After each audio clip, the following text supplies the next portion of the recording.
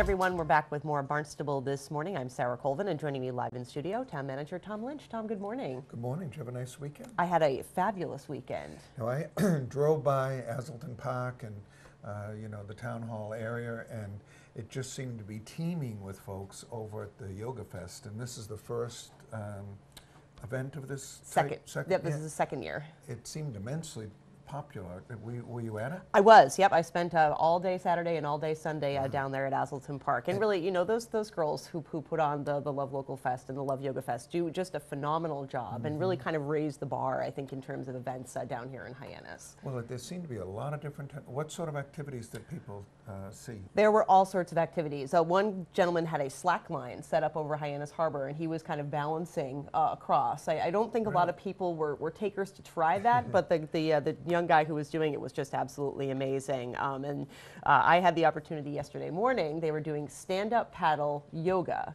at Hathaway's Pond. Really? And that was a lot of fun. And I never. So it was more than just in downtown Hyannis, it was over at Hathaway's? Exactly, exactly. But most of the activities were centered around Azleton Park, and they had, you know, tents set up here, one in Ruth Rusher Park. It was really a nice event. So balancing on a paddleboard?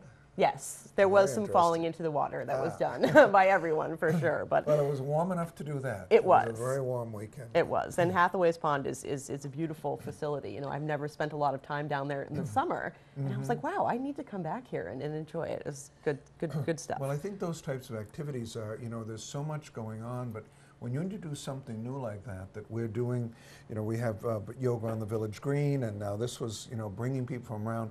Driving down Main Street, I'd see groups of people, and you could tell they were just here for the Yoga Fest and were also taking part in what was going on down on Main Street. So Indeed. I congratulate them. That was a really interesting event. Absolutely, and a lot of people came from out of town and even off Cape to visit, so a good way to kind of show off our downtown area. Fabulous. What I wanted to talk about today, in the past we've talked a little bit about the idea of the community compact application that the Baker and Polito administration have put forth, and basically it's a voluntary program that cities and towns can get into, and it's kind of forming a partnership between the state and the local government. And what we do is the town will agree to implement at least one best practice that we can select from a list of best practices that the Commonwealth has put together. And once that is approved, then we sign an agreement between the Commonwealth and the town that will follow through on that. And then they will further talk about the commitments they'll make to us under that. And basically they're willing to provide some technical assistance to help you meet that best practice objective.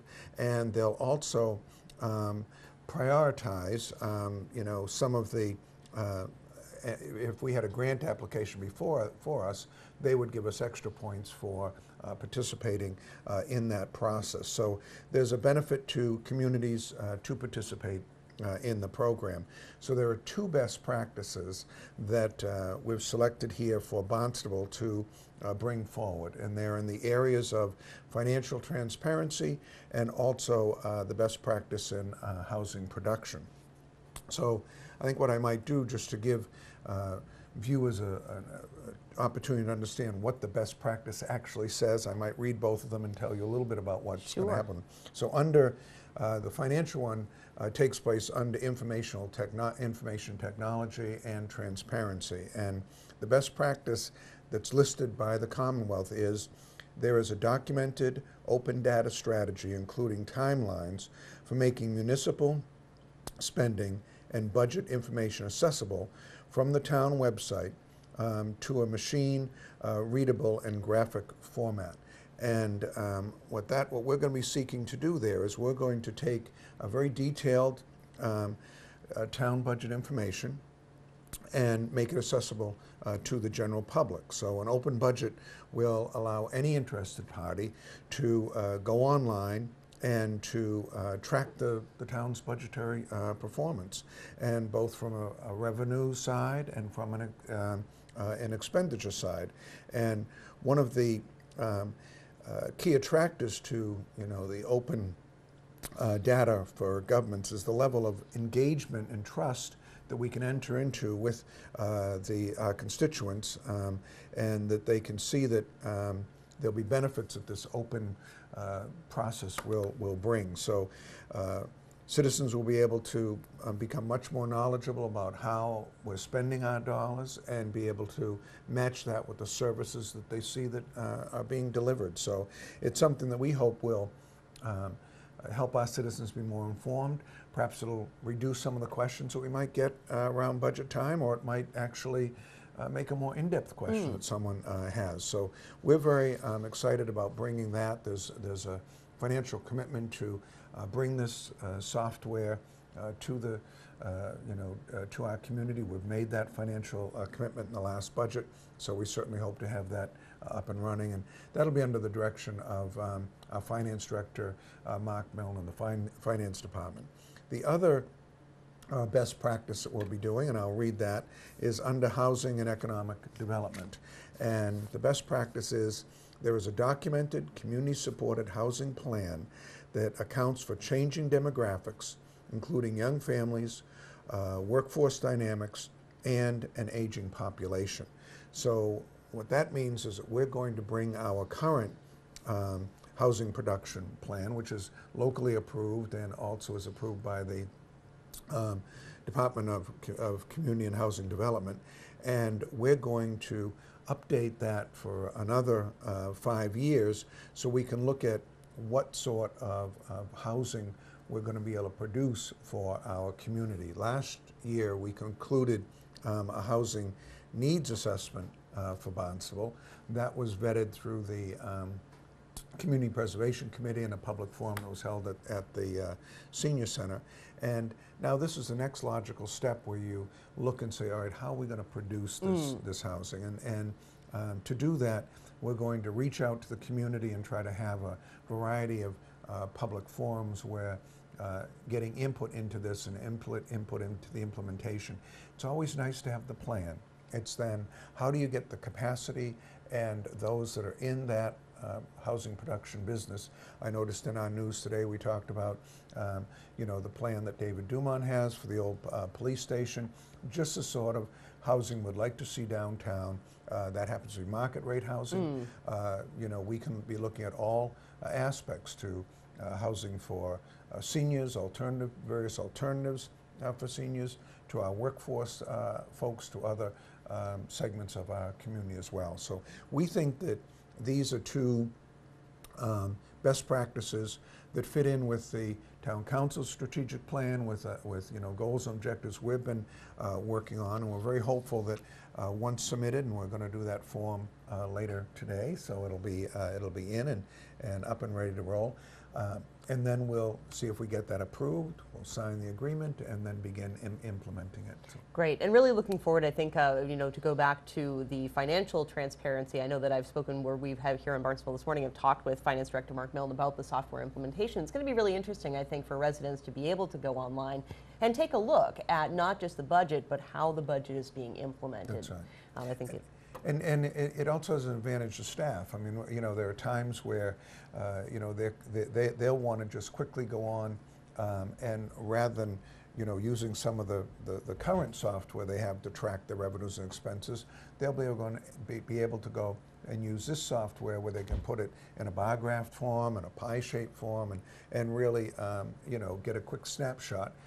It might not go into the depth that they'll need long term in terms of making some of their financial expenditure decisions, but it'll be another tool to have at their disposal. Indeed, and of course housing, again, going to be one of it's been a big topic and going to continue to be a big topic. I think the conversation slightly evolving when it comes to looking at our housing needs here in Barnstable and really on Cape Cod, so good to see that that's one of the priorities as well. We hear a lot of talk about that. Our economic development is tied to our housing production. Very difficult in this market to produce housing. I think what we see in the old police station project that's coming forward is adaptive reuse of an existing building. So anytime we can do that and change the nature of a building to provide additional housing for our workforce is something we want to be able to support. Indeed. Well, Tom, thank you so much, as always, for joining us here on Barnstable This Morning. Well, I want to mention one other thing Sure. quickly, and that's on Wednesday night. Yes, you know, of we've been course. having, you know, our Barnstable Town Band